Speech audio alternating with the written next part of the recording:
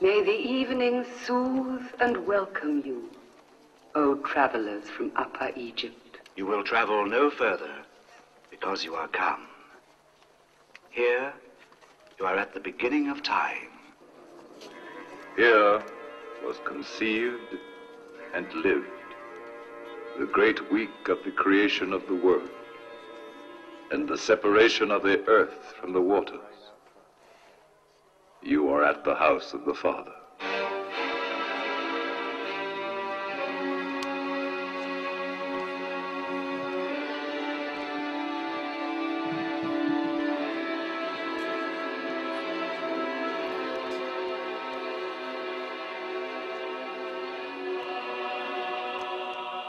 In this house of the Father, each Pharaoh thought of himself as a son and wished to leave his mark upon it. Each added, superimposed, overdid, outdid, through a span of 20 centuries. The result is this fabulous labyrinth of facades and passages, esplanades and corridors, perspectives and detours, to which only priests and Pharaoh had access.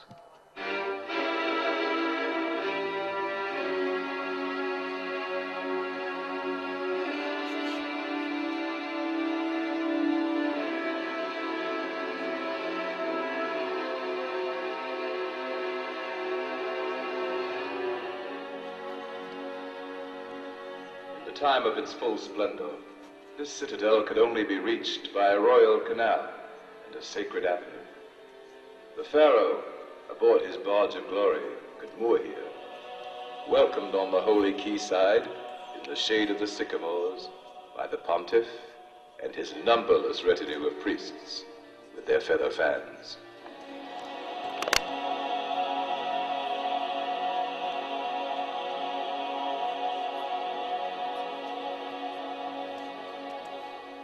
And if one of you this evening were to voice the question that you are whispering in your hearts, who art thou, Amun? The answer would seep from these walls, these lintels, these pedestals, these secret chambers, these piled ruins.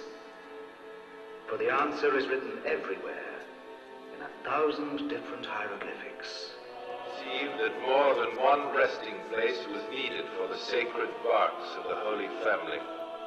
So, midway between the sanctuary and the river, I brought into being this edifice, a veritable temple with pylons guarded by colossi, peristyle courtyard, pillared hall, and sanctuary.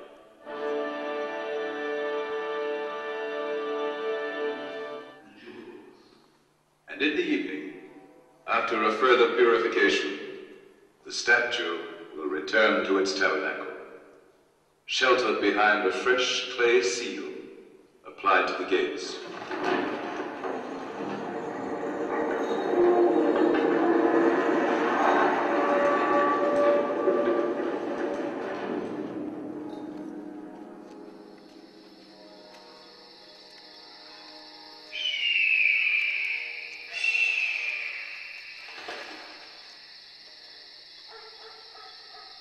Now, God is resting. We must leave the sanctuary. The sun has vanished behind the Theban mountains. Ammon has vanished into the night with the sun, embarking once more upon that dark voyage that is the foretaste of death. It has been said that Thebes was the first city, the city of cities. Homer named it the city of 100 gates. For 100 trumpets sounded its fame.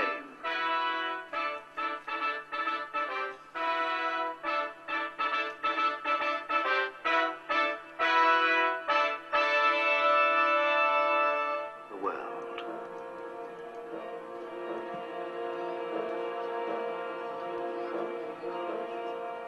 Upon the terraces, priests, astronomers observe the movement of the stars, are responsible for eclipses of the moon and the rising of the sun.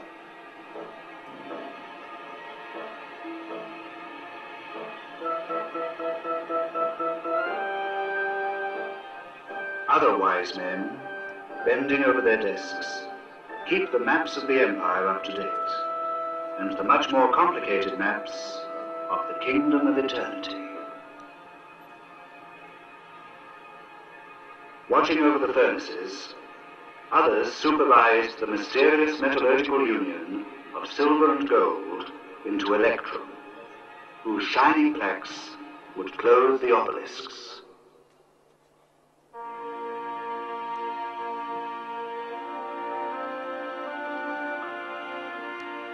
My mouth was excellent in the words that issued from it, and that, even in granite, I never went back on my word.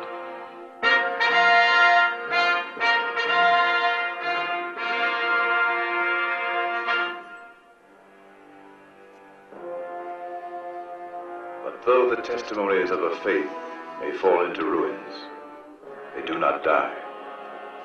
The language may be lost, but it will be found.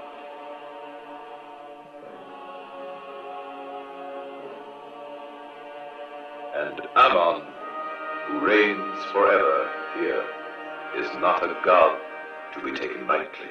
He is a god of the beginning, when the earth and the waters were still mingled, as were the animals and men.